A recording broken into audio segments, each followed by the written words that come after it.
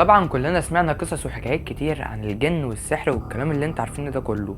بس النهارده هنعرف مع بعض قصة الشيخ الشعراوي رحمة الله عليه مع الجن والسحر، ويا ترى تجربته كانت عاملة ازاي وكان ايه تفسيره. اصعب اللحظات للشيخ الشعراوي انه تعرض للسحر، وان الجن قدر يتشكل قدامه اكتر من مرة، وطبعا ما قدرش يكتشف ده غير لما شغل دماغه بالموضوع فترة كبيرة. الحكاية من البداية خالص ان جالي الشيخ الشعراوي زيارة رسمية لدولة الجزائر، وهناك اتعرف على سفير المملكة العربية السعودية السابق وهو الشيخ رياض الخطيب، وده يبقى ابن الشاعر الكبير فؤاد الخطيب. وبقى في علاقة قوية جدا بينهم هما الاتنين، والعلاقة دي قعدت فترة كبيرة جدا لدرجة ان هما مبقاش بيسيبوا بعض لا ليل ولا نهار. وبعد كام سنة اتنقل السفير السعودي لدولة باكستان عشان يبقى السفير السعودي هناك في باكستان، وبالصدفة البحتة جال الشيخ الشعراوي مؤتمر إسلامي في دولة باكستان في الوقت اللي هو كان سفير فيه هناك.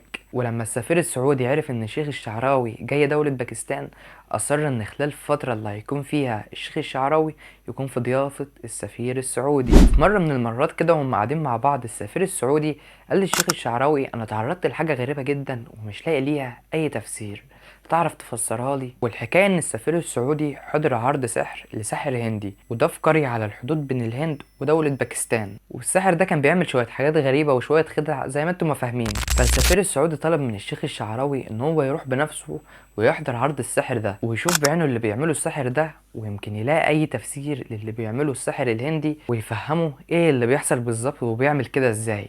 فطبعا الشيخ الشعراوي قال له انا ما عنديش مانع ويلا نروح. وفي يوم من الايام صحوا بدري وقرروا ان هم يروحوا للساحر ده، وبدأ ان هم يروحوا للقرية اللي فيها السحر الهندي وعشان يبدأوا العرض من الاول. والساحر قعد يحضر الحاجات بتاعته اللي هو بيستخدمها في السحر والخدع اللي بيعملها دي، وحضر الشيخ الشعراوي فعلا العرض من البداية.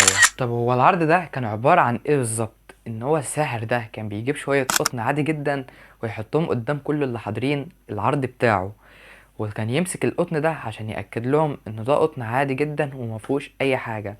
وفجأة واحدة بعد شوية كلام كده يقول وحركات بيعملها الساحر، القطن ده بيتحول لحبل. ازاي؟ هنفهم دلوقتي مع بعض. وبعدها السحر يتكلم شوية تاني ويعمل شوية حركات والحبل ده يتحول لعمود حديد قوي جدا. الساحر كان بيبقى معاه طفل كان بينادى عليه ويخليه يجي يطلع على الحديدة دي. وفي وسط ذهول من الناس العرض خلص والناس كلها كانت مبسوطة وقعدوا يسقفوا، إلا الشيخ الشعراوي كان متضايق جدا وكان بيقول إن مستحيل ده يكون طبيعي وفي حاجة غريبة حصلت احنا مش واخدين بالنا منها. وغير انه اتضايق لان هو حس ان هو اتسحر هو كمان. فرجع الشيخ الشعراوي للمكان اللي هو ساكن فيه وقعد 3 ايام كاملين بيفكر ازاي ده حصل وبيراجع ايات من القرآن اللي ليها علاقة بالجن والسحر. وقدر يعرف وقتها ان السحر سحر للعين، بمعنى اصح ان هو بيقدر يتحكم في نظر الناس اللي قاعدين قدامه كلهم والبني ادمين اللي قدامه. والشيخ الشعراوي طلب من السفير ان هو يروح العرض ده تاني ويحضروه من الاول، بس المرة دي كان رايح ومعاه كاميرا. وحضر الشيخ الشعراوي فعلا العرض من البداية للنهاية، والساحر عمل كل اللي عمله المرة اللي فاتت ومفيش أي اختلاف ولا في أي حاجة جديدة. يعني القطن هو هو، وبعدين اتكلم وتحول لحبل، وبعدين اتكلم تاني وتحول لعمود، وبعدين جاب الطفل وطلع فوق العمود ده. مفيش أي حاجة جديدة ولا أي اختلاف. بس الحاجة الوحيدة اللي اختلفت المرة دي إن الشيخ الشعراوي في كل خطوة الساحر ده كان بيعملها كان بيصور بالكاميرا اللي معاه، وده لو دل على شيء بيدل على ذكاء الشيخ الشعراوي رحمة الله عليه، وهنعرف ليه دلوقتي مع بعض. المهم بقى ان هو اول ما رجع البيت بدأ ان هو يراجع الكاميرا والصور اللي صورها.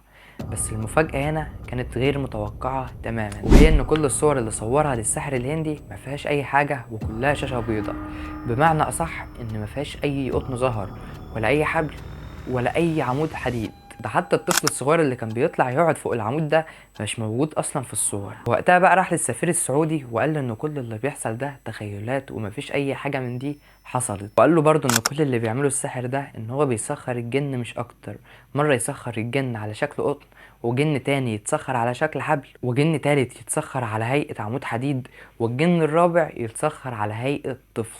انتوا متخيلين لدرجة ايه؟ والناس طبعا مش عارفة اي حاجة ومش حاطة في دماغها حاجة زي كده، وبينجح الساحر في الخدعة بتاعته. استشهد الشيخ الشعراوي ببعض الآيات من القرآن وقال ان الجن مستحيل يظهر قدامك كده طبيعي، وانه لازم يتشكل في حاجة مادية سواء انسان او كلب او قطة او حتى اي حاجة جماد. وقال ان السحر بيسخر الجن وان الجن بيتشكل زي ما انت ما عاوز. فخد بالك بقى المرة الجاية وانت بتتفرج على اي عرض. والكلام اللي انتوا سمعتوه في الفيديو ده كله على لسان الشيخ الشعراوي، وقاله في خطبة من ضمن الخطب بتاعته. كده الفيديو بتاعنا يكون خلص. ولو اول مرة تشوفني ما تبخلش عليا باللايك والسبسكرايب والشير عشان القناة تكبر والفيديو يظهر لاكبر عدد ممكن. وكان معكم حسن الخولي.